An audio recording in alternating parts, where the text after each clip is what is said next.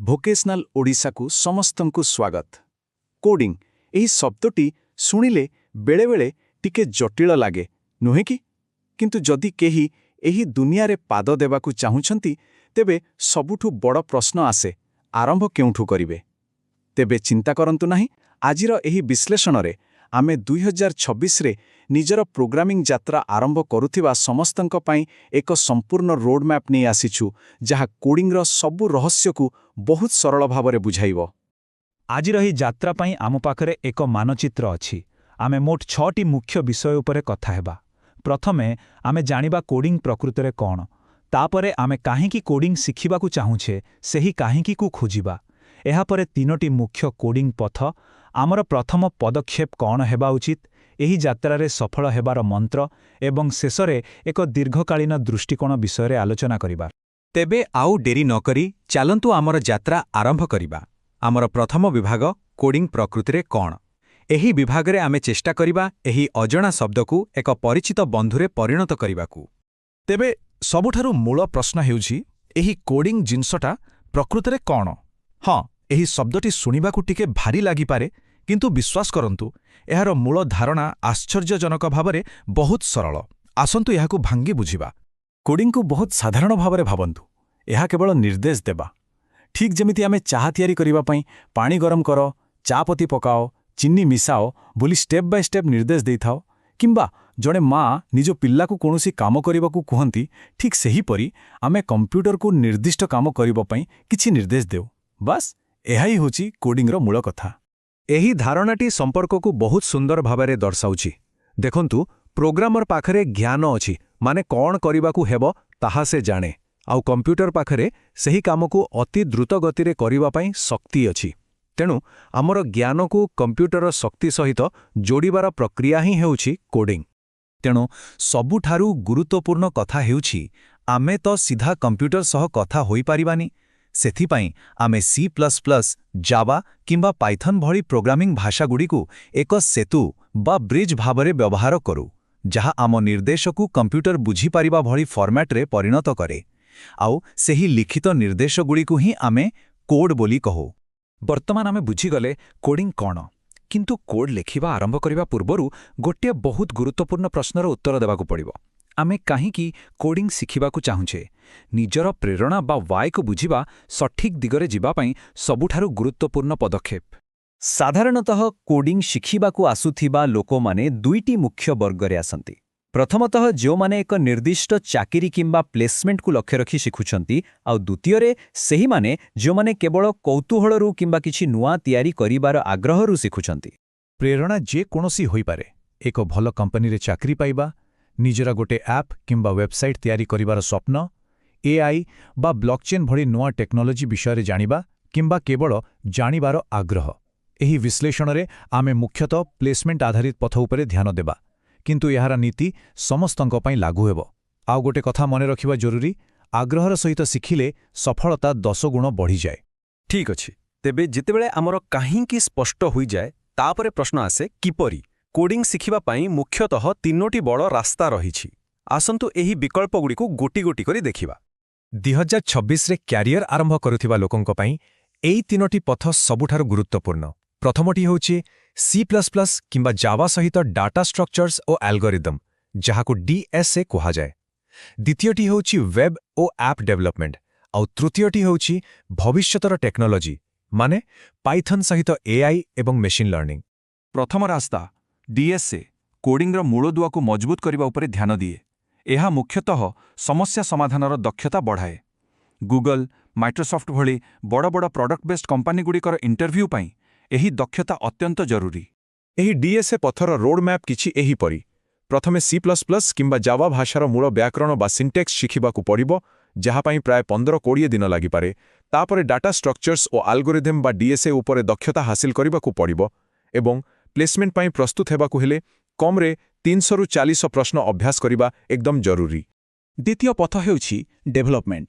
ଯଦି କେହି ନିଜ ଆଖି ସାମ୍ନାରେ କିଛି ତିଆରି ହେବାର ଦେଖିବାକୁ ଭଲ ପାଆନ୍ତି, ଯେପରିକି ଏକ ସୁନ୍ଦର ୱେବସାଇଟ୍ କିମ୍ବା ଏକ ମୋବାଇଲ ଆପ୍, ତେବେ ଏହି ରାସ୍ତାଟି ସେମାନଙ୍କ ପାଇଁ ସବୁଠୁ ଭଲ। ବିଶେଷ କରି ଷ୍ଟାର୍ଟଅପ୍ ଏବଂ ଅଫ୍ କ୍ୟାମ୍ପସ୍ ଚାକିରି ପାଇଁ ଏହା ଏକ ବହୁତ ଭଲ ମାର୍ଗ। ଡେଭଲପମେଣ୍ଟ ପଥରେ ପ୍ରୋଜେକ୍ଟ ଉପରେ ସବୁଠାରୁ ଅଧିକ ଗୁରୁତ୍ୱ ଦିଆଯାଏ। ଏହାର ଆରମ୍ଭ HTML, CSS ଓ ଜାଭାସ୍କ୍ରିପ୍ଟରୁ ହୁଏ, ଯାହାକୁ ୱେବସାଇଟ୍ର ଶରୀର ବୋଲି କୁହାଯାଇପାରେ। ତାପରେ ମର୍ନ ବା ମିନ୍ ଭଳି ଏକ ଟେକ୍ ଷ୍ଟାକ୍ ବାଛିବାକୁ ପଡ଼େ। ଏହାପରେ ବ୍ୟାକ୍ଏଣ୍ଡ ଏବଂ ଡାଟାବେସ୍ ଶିଖିବାକୁ ହୁଏ। କିନ୍ତୁ ସବୁଠାରୁ ଗୁରୁତ୍ୱପୂର୍ଣ୍ଣ କଥା ହେଉଛି ଯେତେ ସମ୍ଭବ ସେତେ ଅଧିକ ପ୍ରୋଜେକ୍ଟ ତିଆରି କରିବା। ଆଉ ଏବେ ଆସୁଛି ତୃତୀୟ ତଥା ସବୁଠାରୁ ଆଧୁନିକ ରାସ୍ତା। ଏହା ସେମାନଙ୍କ ପାଇଁ ଯେଉଁମାନେ ଡାଟା ସାଇନ୍ସ, ଆର୍ଟିଫିସିଆଲ ଇଣ୍ଟେଲିଜେନ୍ସ ଏବଂ ମେସିନ୍ ଲର୍ଣ୍ଣିଂ ଭଳି କ୍ଷେତ୍ରରେ କିଛି କରିବାକୁ ଚାହାନ୍ତି।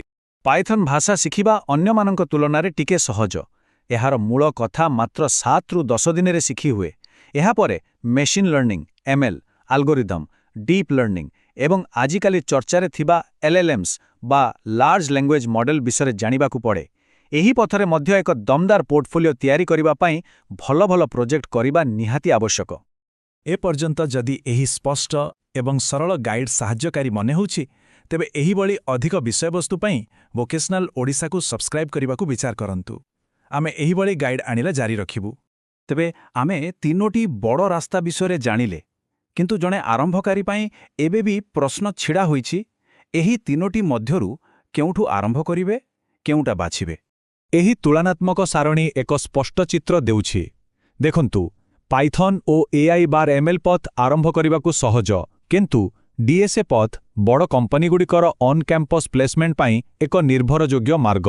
ସେହିପରି ଡେଭଲପମେଣ୍ଟ ପଥ ନିଜର ପ୍ରୋଜେକ୍ଟ ପୋର୍ଟଫୋଲିଓ ଶୀଘ୍ର ତିଆରି କରିବା ପାଇଁ ସବୁଠୁ ଭଲ। ତେଣୁ ନିଜର ଲକ୍ଷ୍ୟ କ'ଣ, ସେହି ଅନୁଯାୟୀ ଏହି ତଥ୍ୟକୁ ବ୍ୟବହାର କରି ନିଷ୍ପତ୍ତି ନେବା ଉଚିତ।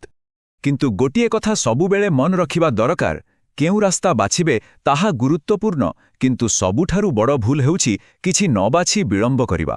ତେଣୁ ସବୁଠାରୁ ଗୁରୁତ୍ୱପୂର୍ଣ୍ଣ କଥା ହେଉଛି ଆରମ୍ଭ କରିବା। ଗୋଟିଏ ପଥ ବାଛନ୍ତୁ ଏବଂ ସେଥିରେ ଲାଗି ରୁହନ୍ତୁ। ପ୍ରକୃତ ଅନୁତାପ ଆରମ୍ଭ ନ କରିବାରୁ କିମ୍ବା ପ୍ରତି ମାସରେ ରାସ୍ତା ବଦଳାଇବାରୁ ହିଁ ଆସିଥାଏ। ଠିକ୍ ଅଛି, ତେବେ ଆମେ ରାସ୍ତା ବାଛିନେଲେ, ଏବେ ଯାତ୍ରା ଆରମ୍ଭ ହେଲା। କିନ୍ତୁ ଜାଣି ରଖନ୍ତୁ, କେବଳ କୋଡିଂ ଶିଖିବା ଯଥେଷ୍ଟ ନୁହେଁ। ଏହି ଲମ୍ବା ଯାତ୍ରାରେ ସଫଳତା ପାଇଁ ସଠିକ୍ ମାନସିକତା ବା ମାଇଣ୍ଡସେଟ୍ ରହିବା ତାଠାରୁ ବି ଅଧିକ ଗୁରୁତ୍ୱପୂର୍ଣ୍ଣ। ବହୁତ ସଫଳ ଇଞ୍ଜିନିୟରମାନଙ୍କ ଅଭିଜ୍ଞତାରୁ ଏହି 5ଟି ସୁବର୍ଣ୍ଣ ନିୟମ ବାହାରିଛି। ପ୍ରଥମତଃ, ପ୍ରଥମ 2 ମାସର କଷ୍ଟକୁ ସାମ୍ନା କରି ଛାଡ଼ି ନ ଦେବା। ଦ୍ୱିତୀୟତଃ, ପ୍ରତିଦିନ ଅଭ୍ୟାସ କରିବା। ତୃତୀୟତଃ, କେବଳ ପଢ଼ିବା ନୁହେଁ ବରଂ ନିଜେ କରି ଶିଖିବା। ଚତୁର୍ଥତଃ, ଏକ ଲମ୍ବା ଲକ୍ଷ୍ୟ ରଖିବା। ଏବଂ ପଞ୍ଚମତଃ, ଏକା ନୁହେଁ ସାଙ୍ଗମାନଙ୍କ ସହ ମିଶି ଶିଖିବା। ଏହି ସଂଖ୍ୟାଟି ହେଉଛି 100 ଦିନର ଚ୍ୟାଲେଞ୍ଜ। ନିଜକୁ ଏକ ପ୍ରତିଶ୍ରୁତି ଦେବା ଯେ ଆଗାମୀ 100 ଦିନ ପାଇଁ ପ୍ରତିଦିନ କିଛି ନା କିଛି କୋଡ୍ କରିବେ। ଏହା ଏକ ଗତି ଏବଂ ପ୍ରକୃତ ଆଗ୍ରହ ସୃଷ୍ଟି କରିବାରେ ବହୁତ ସାହାଯ୍ୟ କରେ। ପ୍ରାରମ୍ଭିକ ମାସଗୁଡ଼ିକରେ ଧୈର୍ଯ୍ୟ ନ ହରାଇବା ପାଇଁ ଏହା ଏକ ଶକ୍ତିଶାଳୀ ଉପାୟ। ଆଉ ଏହି ସଂଖ୍ୟାଟି, ଏହା ହେଉଛି ଆମର ଦୈନିକ ପ୍ରତିବଦ୍ଧତାର ସର୍ବନିମ୍ନ ଘଣ୍ଟା। ମନେ ରଖନ୍ତୁ, ଯଦି ଆମେ 3-4 ଦିନରୁ ଅଧିକ ବ୍ରେକ୍ ନେଉ, ତେବେ ଆମେ ଶିଖିଥିବା ଜିନିଷ ଭୁଲିବା ଆରମ୍ଭ କରିଦେଉ। ତେଣୁ ନିରନ୍ତରତା ବଜାୟ ରଖିବା ପାଇଁ ପ୍ରତିଦିନ ଅତି କମ୍ରେ 2 ଘଣ୍ଟା ସମୟ ଦେବା ଏକାନ୍ତ ଆବଶ୍ୟକ। ଏ କଥାଟି ବହୁତ ଗୁରୁତ୍ୱପୂର୍ଣ୍ଣ। କୋଡିଂ ଏକ ପ୍ରାକ୍ଟିକାଲ ଦକ୍ଷତା। କେବଳ ଥିଓରି ପଢ଼ିଲେ କିଛି ହେବନି। ଠିକ୍ ଯେମିତି ରୋଷେଇ କରିବା କିମ୍ବା ଗାଡ଼ି ଚଳାଇବା କେହି ବହି ପଢ଼ି ଶିଖିପାରନ୍ତି ନାହିଁ, କୋଡିଂ ମଧ୍ୟ କେବଳ କରିବା ଦ୍ୱାରା ହିଁ ଶିଖାଯାଏ। ପ୍ରୋଜେକ୍ଟ ତିଆରି କରିବା, ସମସ୍ୟା ସମାଧାନ କରିବା, ହ୍ୟାକାଥନ୍ରେ ଭାଗ ନେବା, ଏସବୁ ନିହାତି ଜରୁରୀ। ଚାଲନ୍ତୁ ଏବେ ଆମ ଯାତ୍ରାର ଶେଷ ପର୍ଯ୍ୟାୟକୁ ଯିବା। ଏଠି ଆମେ କେବଳ କୋଡିଂ ଶିଖିବା କଥା କହିବାନି, ବରଂ ଏକ ପ୍ରଭାବଶାଳୀ ସମସ୍ୟା ସମାଧାନକାରୀ ହେବାର ଦୃଷ୍ଟିକୋଣ ବିଷୟରେ କଥା ହେବା, କାରଣ ଏହା ହିଁ ପ୍ରକୃତ ଉଦ୍ଦେଶ୍ୟ। କେବଳ ପ୍ରଥମ ଚାକିରି ପାଇବା ବିଷୟରେ ଚିନ୍ତା ନ କରି ଟିକେ ଆଗକୁ ଦେଖିବା ଦରକାର। ଏକ ସଫଳ କ୍ୟାରିୟର ଗଠନ ପାଇଁ 3-5 ବର୍ଷର ଦୃଷ୍ଟିକୋଣ ରଖିବା ଉଚିତ। ଯେପରିକି ପ୍ରଥମ ବର୍ଷ ମୂଳଦୁଆ ଶିଖିବା, ଦ୍ୱିତୀୟ ବର୍ଷରେ ପ୍ରୋଜେକ୍ଟ ତିଆରି କରି କୌଣସି ଏକ କ୍ଷେତ୍ରରେ ବିଶେଷଜ୍ଞ ହେବା ଏବଂ ପଞ୍ଚମ ବର୍ଷ ସୁଦ୍ଧା ଜଣେ ମହାନ ଇଞ୍ଜିନିୟର ହେବାକୁ ଲକ୍ଷ୍ୟ ରଖିବା। ଏହି କଥାଟିକୁ ସବୁବେଳେ ମନେ ରଖିବା ଉଚିତ ଯେ ଅନ୍ତିମ ଲକ୍ଷ୍ୟ ହେଉଛି ଜଣେ ମହାନ ସମସ୍ୟା ସମାଧାନକାରୀ ହେବା, କାରଣ ଟେକ୍ ଇଣ୍ଡଷ୍ଟ୍ରି ପ୍ରକୃତରେ ଏହି ଦକ୍ଷତାକୁ ହିଁ ସବୁଠାରୁ ଅଧିକ ମୂଲ୍ୟ ଦିଏ। ବଡ଼ ବଡ଼ ପ୍ୟାକେଜ ସେମାନଙ୍କୁ ହିଁ ମିଳେ ଯେଉଁମାନେ ବଡ଼ ସମସ୍ୟା ସମାଧାନ କରନ୍ତି, କେବଳ ସିଣ୍ଟାକ୍ସ ଜାଣୁଥିବା ଲୋକଙ୍କୁ ନୁହେଁ। କୋଡ୍ରେ ଆସୁଥିବା ପ୍ରତ୍ୟେକ ତ୍ରୁଟି ବା ବଗ୍କୁ ଏକ ଶିଖିବାର ସୁଯୋଗ ଭାବରେ ଦେଖିବା ଉଚିତ। ତେବେ ବର୍ତ୍ତମାନ ମାନଚିତ୍ର ସାମ୍ନାରେ ଅଛି, ରାସ୍ତା ବି ସ୍ପଷ୍ଟ। ଏହି ନୂଆ ଜ୍ଞାନକୁ ନେଇ କେଉଁ ସମସ୍ୟାର ସମାଧାନ ପ୍ରଥମେ କରାଯାଇପାରିବ, ଏହି ପ୍ରଶ୍ନ ଉପରେ ଚିନ୍ତା କରିବା ହିଁ ଏହି ମହାନ ଯାତ୍ରାର ପ୍ରଥମ ପଦକ୍ଷେପ। ଏହି ଶିକ୍ଷଣ ଯାତ୍ରାକୁ ଆଗକୁ ନେବା ପାଇଁ ଭୋକେଶନାଲ ଓଡ଼ିଶାକୁ ସବସ୍କ୍ରାଇବ୍ କରିବାକୁ ଭୁଲନ୍ତୁ ନାହିଁ। ଭୋକେଶନାଲ ଓଡ଼ିଶାର ଏହି ବିଶ୍ଳେଷଣ ଦେଖିଥିବାରୁ ବହୁତ ବହୁତ ଧନ୍ୟବାଦ।